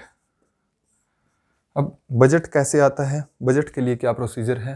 सो बजट की अगर हम बात करते हैं पार्लियामेंट के अंदर, बजट को बोला जाता है annual financial statement, annual financial statement. जब सरकार बजट जारी करती है ना, तो बजट के जारी करने से पहले ना एक इकोनॉमिक सर्वे जारी हो जाता है। इकोनॉमिक सर्वे होता है पिछले साल का लेखा जोखा जो सरकार जारी करती है कि पिछले साल के बजट में हमने इतना रुपया लिया, इतना रुपया यहाँ पर खर्च किया, इतना बच चुका है, इतना कर्जा है हमारे ऊपर, ये वो सब चीज़ इकोनॉमिक सर्वे के अंदर आता है। उसके बाद आता है बजट, जिसको बोलते हैं एनुअल फाइनेंशियल स्टेटमेंट। अब एनुअल फाइनेंशियल स्टेटमेंट जो आती है वो किसके कारण आती है? देखिए, ये संविधान के 112वें अनुच्छेद के अंदर मेंशन्ड है, आर्टिकल नंबर 112 के अंदर। उसके तहत जो है वो बजट आता है, एनुअल फाइनेंशियल स्टेटमेंट आती है। सो भारत का जो फाइनेंशियल ईयर होता है वो 1 अप्रैल से शुरू होता है और 31 मार्च को ख़त्म होता है। ये फाइनेंशियल ईयर की मैं बात कर रहा हूँ, फाइनेंशियल ईयर। अगर आपसे कोई ये बात पूछ ले कि इंडियन गवर्नमेंट किस कैलेंडर को फॉलो करती है, तो इंडियन गवर्नमेंट फॉलो करती है शक ईरा को, शक कैलेंडर को जो है वो फॉलो करती है। ठीक है। अब ये जो एनुअल फाइनेंशियल स्टेटमेंट आती है ये किसके कारण आती है, कौन इसको लेकर के आते हैं? देखिए, इसको लेकर के तो आते हैं फाइनेंस मिनिस्टर, आपके फाइनेंस मिनिस्टर। और किसकी मर्जी से लेकर के आते हैं? फाइनेंस मिनिस्टर लेकर के आते हैं प्रेसिडेंट की मर्जी से। ठीक है, प्रेसिडेंट की मर्जी से लेकर के आते हैं। प्रेसिडेंट जो है वो इसके पीछे का रीज़न है, जिनकी वजह से जो है वो क्या आता है, बजट आता है, जिसको आप बोलते हो एनुअल फाइनेंशियल स्टेटमेंट। ठीक है। सो एनुअल फाइनेंशियल स्टेटमेंट क्यों आती है, कैसे कैसे होता है, ये सब आपको पता होना चाहिए। अब ये भी आपको पता होना चाहिए कि पहले जो होता था रेलवे बजट जो था वो सेपरेट कब किया गया था आम बजट से? सो रेलवे बजट को सेपरेट किया गया था सन 1921 के अंदर। ठीक, 1921 के अंदर जो है वो रेल बजट और आम बजट ये दो अलग अलग हो गए थे, बजट अलग किए गए थे। अब ये जो बजट उस समय पर अलग हुए थे इंग्लिश टाइम के अंदर, सो ये किस कमेटी ने इस चीज़ की रिकमेंडेशन की थी? तो देखिए, उस समय पर रेलवे का जो है बहुत बोलबाला था, तो उस समय पर एक्वर्थ कमेटी आई थी एक। एक्वर्थ कमेटी की सिफारिश पर जो है ये जो बजट था वो अलग अलग कर दिया गया था। फिर उसके बाद 2016 के अंदर दोबारा से फिर इसको एक साथ कर लिया गया है। सो इस चीज़ को आप चाहो तो थोड़ा और अगर डिटेल में जानने की इच्छुक हो तो आप लोग गूगल भी कर सकते हो इस चीज़ को कि सरकार क्या क्या करती है। तो ये था आपका बजट से रिलेटेड संवैधानिक प्रावधान। अब मेरे हिसाब से आपको इतना ही पता होना चाहिए, ज़्यादा डिटेल में डिस्कस करने की हमें इतनी कोई ज़रूरत है नहीं, बजट वगैरह। अब यहाँ पर देखिए, प्रेसिडेंट का क्या क्या रोल होता है पार्लियामेंट के अंदर। देखिए, एक तो प्रेसिडेंट जो है वो सारी रिपोर्ट्स जो होंगी वो संसद के सामने रखता है। प्रेसिडेंट जो है, बात कर रहे हैं हम प्रेसिडेंट की, प्रेसिडेंट जो है वो सारी रिपोर्ट संसद के सामने रखेगा। रिपोर्ट्स कौन कौन सी होती हैं कि देखिए, सारी फाइनेंशियल स्टेटमेंट जितनी भी होंगी, कैग की जो रिपोर्ट होगी, इलेक्शन कमिश्नर की जो रिपोर्ट होंगी, जो जितनी भी रिपोर्ट होती हैं, यहाँ तक कि आपका जो बजट आता है, बजट की जो स्टेटमेंट वगैरह होती है, एनुअल फाइनेंशियल स्टेटमेंट, ये सब जो होती हैं वो कौन, हाउस ऑफ पार्लियामेंट के सामने जो है वो कौन रखता है? प्रेसिडेंट के मर्जी से जो कैग वगैरह और ये सब होते हैं वो अपनी अपनी रिपोर्ट्स जो हैं वो सबमिट कराते हैं। अब ओवरऑल ये है कि जो भी प्रेसिडेंट की मर्जी से ही ओवरऑल पैसा निकाला जाता है। अब पैसा निकाला कहाँ से जाता है? पैसा निकाला जाता है consolidated fund of India. Consolidated fund of India, इसका जो रक्षक है तो वो कौन है? ओवरऑल देखा जाए तो वो प्रेसिडेंट ही है। प्रेसिडेंट की मर्जी से ही सारे मनी बिल वगैरह पास होते हैं और वहाँ से पैसा लिया जाता है। तो अब यहाँ पर जो एक्सपेंडिचर होते हैं, एक्सपेंडिचर ना दो तरह के होते हैं खर्चे। एक होते हैं चार्ज्ड एक्सपेंडिचर। चार्ज्ड जो एक्सपेंडिचर होंगे, उन एक्सपेंडिचर की अगर मैं बात करूं, चार्ज्ड एक्सपेंडिचर जिस पर भी ये शब्द आ गया, चार्ज्ड एक्सपेंडिचर को कभी भी कट नहीं किया जा सकता। संसद के अंदर इन पर बहस की जा सकती है, लेकिन इनको ये नहीं बोला जा सकता कि ये गलत है, ये आप इसको कट कर लो, इतना घटा लो, इतना वो कर लो, ऐसा कुछ नहीं हो सकता। ये जो चार्ज्ड एक्सपेंडिचर होते हैं ये सीधे यहाँ से कंसोलिडेटेड फंड ऑफ इंडिया से निकाले जाते हैं। सो इनके ऊपर किसी भी तरह की कोई भी कटौती नहीं की जा सकती। तो आपको ये बात ध्यान रखनी है कि चार्ज्ड एक्सपेंडिचर क्या होते हैं। ठीक है। अब आगे मैं बात करते हैं कि आपके पास जो फंड होते हैं, फंड कौन कौन से तरह के होते हैं, तो देखिए सबसे पहले कंसोलिडेटेड फंड को ही देख लेते हैं। कंसोलिडेटेड फंड ऑफ इंडिया वो होता है जहां से सरकार पैसा लेती है, वो होता है कंसोलिडेटेड फंड ऑफ इंडिया। यहाँ से जो भी पैसा निकलेगा वो पार्लियामेंट की मंजूरी के बिना नहीं निकलेगा। पार्लियामेंट का बिल पास हो करके आएगा, प्रॉपर मनी बिल, और उसके बाद ही यहाँ से सरकार जो है वो पैसा ले सकती है। फिर नेक्स्ट आते हैं पब्लिक अकाउंट ऑफ इंडिया। अगले होते हैं पब्लिक अकाउंट ऑफ इंडिया। अब पब्लिक अकाउंट ऑफ इंडिया कौन से होते हैं? पब्लिक अकाउंट ऑफ इंडिया की अगर हम बात करें तो ऐसे खाते जहां पर जितना आपका पीएफ का पैसा है, प्रोविडेंट फंड का पैसा है, जुडिशियल रिसिप्ट यानी कि जो आप जैसे रजिस्ट्री वगैरह कराते हो, और ये सब जो अदर बैंकिंग प्रोविजंस चलते हैं, जो बैंक का जो पैसा होता है, एफडी वगैरह आपकी जो होती है, वो सब जहां पर जमा होता है उसको बोला जाता है पब्लिक अकाउंट ऑफ इंडिया। ये मेनली बैंकिंग ट्रांजैक्शन से रिलेटेड अकाउंट है। जो भी बैंक का जो पैसा होता है वो पब्लिक अकाउंट ऑफ इंडिया के अंदर ही जाता है। नेक्स्ट होता है contingency fund of India. Contingency fund of India. अब कंटीजेंसी फंड ऑफ इंडिया क्या होता है? देखिए ऐसा तो नहीं होता कि इधर बजट सेशन आया और इधर बजट सत्र पास हुआ और इधर सरकार को एकदम से पैसा मिल गया। सरकार ने मांगा कि मुझे भाई 10 लाख करोड़ रुपया चाहिए, और एकदम से बजट सत्र आया और पास हुआ और 10 लाख करोड़ रुपया हाथ में नहीं। अब बजट सत्र जो चलता है 75 दिन का टाइम होता है, 75 दिन के अंदर अंदर उसको पास किया जाता है। प्रेसिडेंट को भी उसको अपनी मंजूरी देनी होती है। तो ये जो सारा प्रोसीजर चलता है बजट आने के बाद, ये 75 डेज अगर सरकार को जो भी विकास कार्य चल रहे हैं उनको चलाने के लिए पैसा तो चाहिए। तो सरकार के पास पैसा नहीं होगा 75 दिन तक, तो सरकार 75 दिन कहाँ से काम चलाएगी? सो उसी के लिए बनाया गया है कंटीजेंसी फंड ऑफ इंडिया से जो होती है, सो वो एडवांस ले लिया जाता है। अब इस कंटीजेंसी फंड ऑफ इंडिया का जो संरक्षक होता है वो कौन होता है? सेक्रेटरी होता है। और ये सेक्रेटरी जो होता है ये किसकी मंजूरी से बैठता है? ये बैठता है प्रेसिडेंट की मंजूरी से। यानी कि सेक्रेटरी ओवरऑल प्रेसिडेंट का एक, बोल सकते हो आप, एक प्रेसिडेंट ने चौकीदार बैठाया हुआ है, फाइनेंस सेक्रेटरी। यहाँ पर अगर मैं सेक्रेटरी की बात कर रहा हूँ तो ये है finance secretary. So finance secretary का काम ये होगा, जो कंटीजेंसी फंड ऑफ इंडिया से जो भी पैसा निकलेगा पब्लिक की भलाई के लिए, सो वो उसको देखेगा ये फाइनेंस सेक्रेटरी। और ये जो पैसा निकलता है ये निकलता है एग्जीक्यूटिव एक्शन से। एग्जीक्यूटिव एक्शन का मतलब ये हुआ कि एडमिनिस्ट्रेटिव पर्पज़ के लिए जो भी पैसा खर्च के लिए चाहिए, सो उसके लिए बनाया जाता है कंटीजेंसी फंड ऑफ इंडिया, उसको बोलते हैं इमरजेंसी। ठीक है, सो ये होता है आपका सारा का सारा प्रोसीजर। अब आप लोग ये तो जानते ही हो कि इनकी पावर्स क्या होती हैं, लोकसभा, राज्यसभा, ये सब। अब यहाँ पर ये देख लेते हैं कि ये बात वैसे तो हम डिस्कस कर चुके हैं कि लोकसभा और राज्यसभा कहाँ कहाँ पर बराबर हैं। देखिए सब जगह पर बराबर हैं, लेकिन लोकसभा एक जगह पर आगे है। वो कहाँ पर आगे है कि कोई भी मनी बिल जो होगा वो सिर्फ और सिर्फ लोकसभा के अंदर ही आ सकता है, राज्यसभा के अंदर कोई भी मनी बिल नहीं आ सकता। और राज्यसभा जो होती है, राज्यसभा बेचारी मनी बिल के बारे में कोई बात ही नहीं कर सकती।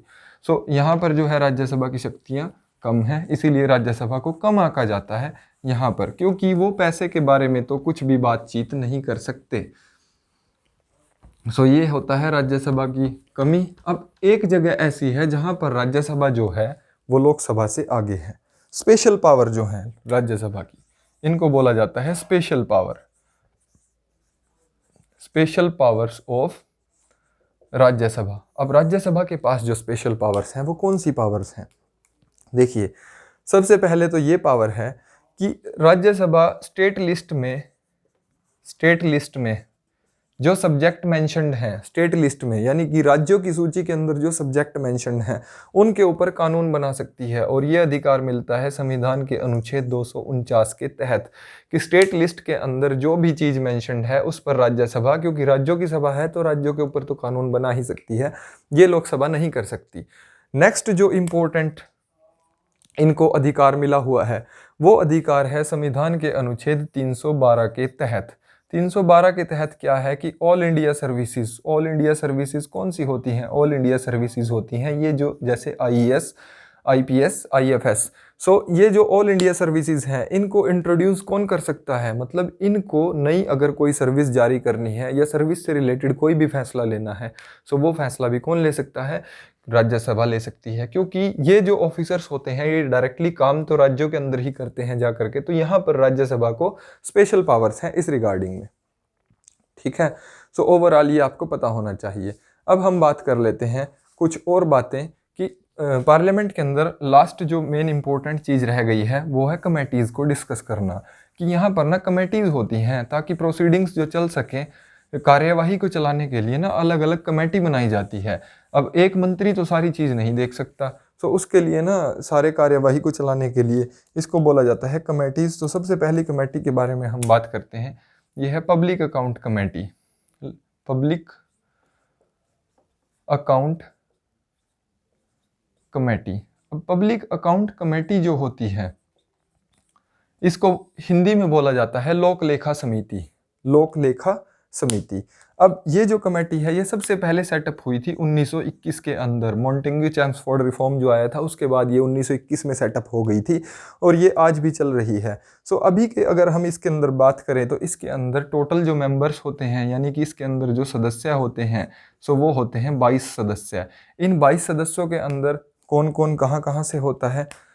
15 मेंबर जो होंगे वो होंगे लोकसभा के और 7 मेंबर जो होंगे वो होंगे राज्यसभा के। अब लोक लेखा समिति क्या करती है? लोक लेखा समिति के अंदर क्या होता है कि जो कैग वगैरह, इलेक्शन कमिश्नर वगैरह, ये सब जो अपनी रिपोर्ट्स देते हैं ना, यूपीएससी वगैरह जो अपनी रिपोर्ट्स देती हैं कि हमने ये किया, ये सब हुआ, उस सब का हिसाब किताब करते हैं, ये उस सब की जाँच करते हैं। पार्लियामेंट के लिए रिस्पॉन्सिबल कैसे है? Executive is totally responsible to legislative. वो कैसे है? वो ऐसे है कि विधायी जो एग्जीक्यूटिव हैं, जो एडमिनिस्ट्रेशन को चला रहे हैं, वो ओवरऑल रिस्पॉन्सिबल किसको हैं? विधायिका को रिस्पॉन्सिबल हैं। वो किस तरह से हैं? वो इस तरह से है। सो ये ओवरऑल उनके काम की निगरानी करती है। सो ये कमेटी, इसको बोला जाता है लोक लेखा समिति, पब्लिक अकाउंट्स कमेटी। ये बहुत इंपॉर्टेंट है और यहाँ पर एक बदलाव हुआ था 1967 के अंदर। 1967 के अंदर एक बदलाव किया गया था। वो बदलाव ये किया गया था कि इस कमेटी का जो लीडर होगा, इस कमेटी का जो लीडर होगा वो हमेशा ओपोजिशन से लिया जाएगा। ओपोजिशन का जो लीडर होगा वो इसका लीडर होगा। जैसे एट प्रेजेंट इसके शायद अधीर रंजन जी जो कांग्रेस के हैं, वो इसके लोक लेखा समिति के जो हैं वो अध्यक्ष हैं। सो इसका जो अध्यक्ष होगा वो हमेशा ओपोजिशन का व्यक्ति होगा। ये 1967 के अंदर इंट्रोड्यूस किया गया था।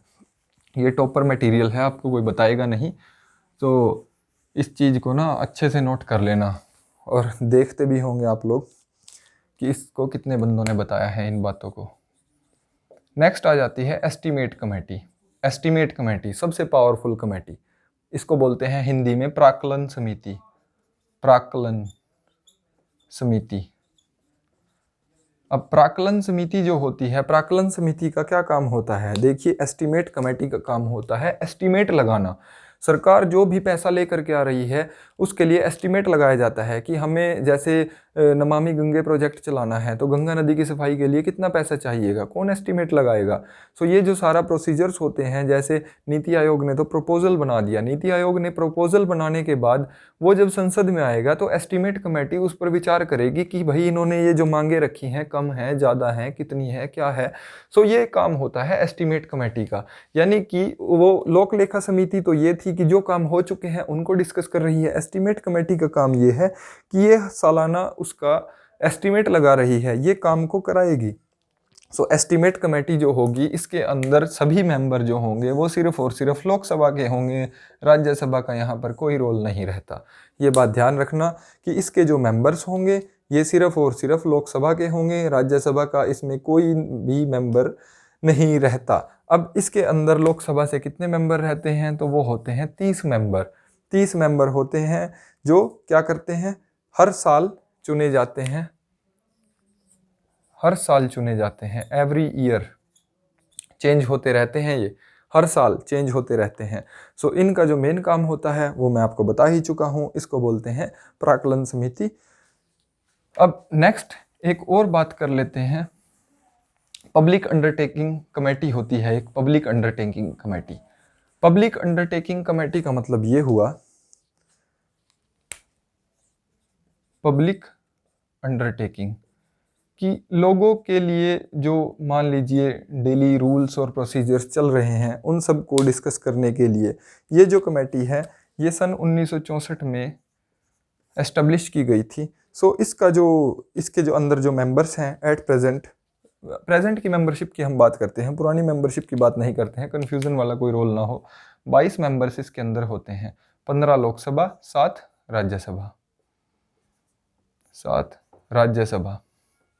ठीक है, तो ये रहता है इसका सारा प्रोसीजर। 15 इसके अंदर रहते हैं, 7 इसके अंदर रहते हैं। इसका जो मेंबर्स का जो काम होता है, ये राज्यसभा के जो मेंबर्स होते हैं, ये भी आप ध्यान रखिए, ये इसके चेयरमैन नहीं हो सकते, नॉट फिट फॉर चेयरमैन।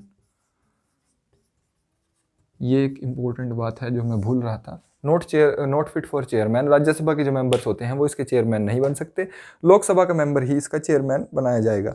अब इसका जो मेन काम होता है वो यही होता है कि पब्लिक अंडरटेकिंग में जो काम चल रहे हैं उनको एग्जामाइन करना, कैग वगैरह की जो रिपोर्ट्स होती हैं उनको एग्जामाइन करना अंडरटेकिंग को, और जितनी भी पब्लिक अंडरटेकिंग के अंदर मतलब लोगों के लिए पब्लिक अंडरटेकिंग अगर आ गया है, तो जो भी पब्लिक अंडरटेकिंग के अंदर जो काम हो रहा है उस सब को कौन देखता है, उस सब को देखती है पब्लिक अंडरटेकिंग कमेटी। फिर उसके बाद ऐसे तो और बहुत सी कमेटीज़ होती हैं, जैसे डिपार्टमेंटल स्टैंडिंग कमेटी, इनको बोलते हैं डिपार्टमेंटल स्टैंडिंग कमेटी। सो ये जो डिपार्टमेंटल स्टैंडिंग कमेटीज़ वगैरह ये सब जो होती हैं, ये तो अलग अलग डिपार्टमेंट्स की अलग अलग बनी हुई होती हैं। कुछ ऐसी होती हैं जो फिक्स रहती हैं। स्टैट्यूटरी कमेटी, इसमें 2 शब्द आते हैं, इनको ध्यान रखना, एक होती है स्टैट्यूटरी और एक होती है एडहोक। सो स्टैट्यूटरी और एडहोक, स्टैट्यूटरी जो होती हैं ये होती हैं परमानेंट, मतलब ये तो हमेशा रहेंगी ही रहेंगी, और एडहोक ऐसे होती हैं कि जैसे ही प्रोजेक्ट ख़त्म ये कमेटी भी ख़त्म। किसी पर्टिकुलर प्रोजेक्ट के लिए जो स्पेशली डिज़ाइन की जाती हैं उनको बोला जाता है एडहोक कमेटी। सो ये था पूरा का पूरा पार्लियामेंट, यहाँ पर ख़त्म हो जाता है। पार्लियामेंट के अंदर कितने कितने सेशन वगैरह, अभी के टाइम पे कौन सी पार्लियामेंट की कार्यवाही चल रही है, सो ये सब आपको पता होना चाहिए। कि जैसे अभी का जो मतलब मोदी सरकार जो है, मोदी सरकार जैसे दूसरी बार चुन करके आई है, सो आपको ये पता होना चाहिए कि ये 16वीं है कि 17वीं है, तो कौन सी लोकसभा ये चल रही है, राज्यसभा के कहाँ से कितने कितने मेंबर हैं। देखिए लोकसभा के जो मेंबर होते हैं वो तो यूनियन टेरिटरी से सभी से आएंगे, चंडीगढ़ से भी आएंगे, दमन से भी आएंगे, दीव से भी आएंगे, दिल्ली से भी आएंगे, गोवा से पुदुचेरी से भी आएंगे। सो ये तो सभी जगह से आएंगे। लेकिन जो राज्यसभा के जो मेंबर्स होते हैं वो कहाँ से आते हैं, वो सिर्फ 2 जगह से आते हैं। राज्यसभा के मेंबर्स आएंगे दिल्ली और पुदुचेरी, जहाँ पर राज्यों की विधानसभाएं हैं। ओके, तो ये सब जो चीज़ें हैं पार्लियामेंट के बारे में, ये सब आप जनरल गूगल कर सकते हो कि एट प्रेजेंट क्या चल रहा है, क्योंकि इन चीज़ों में आपको थोड़ा सा अपडेट रहने की ज़रूरत है। प्रोसीडिंग कैसे चलती हैं वो सब हम डिस्कस कर चुके हैं कि कैसे कैसे क्या होता है। उम्मीद है आप लोगों को ये वीडियो अच्छा लगा होगा, पार्लियामेंट सारा समझ आया होगा, क्योंकि पार्लियामेंट जो है वो पॉलिटी का मेन पिलर है। सो उम्मीद करता हूँ कि आप लोगों को जितना कुछ बताया गया है वो अच्छे से रिटेन हुआ हो, आप लोगों को समझ आया हो, और आप लोग इस चीज़ को अच्छे से एग्ज़ाम के अंदर परफॉर्म कर पाओ। क्योंकि ऐसा तो है नहीं कि यहाँ से क्वेश्चन आते नहीं हैं, क्वेश्चन तो यहाँ से बहुत आते हैं। जब पूछने पे आता है एग्जामिनर तो कंटिन्यूअसली यहीं से, इसी चैप्टर के अंदर से ऐसा भी देखने में आया है कि एक ही पेपर के अंदर 3-3, 4-4 प्रश्न पूछ लिए गए हैं। सो ये चैप्टर काफ़ी इंपॉर्टेंट है। सो उम्मीद है आप लोगों को वीडियो अच्छा लगा होगा। अपने फ्रेंड्स के साथ शेयर कीजिए अगर अच्छा लगा है, और लाइक कीजिए। मिलते हैं नेक्स्ट वीडियो के अंदर, तब तक के लिए thank you, have a good day.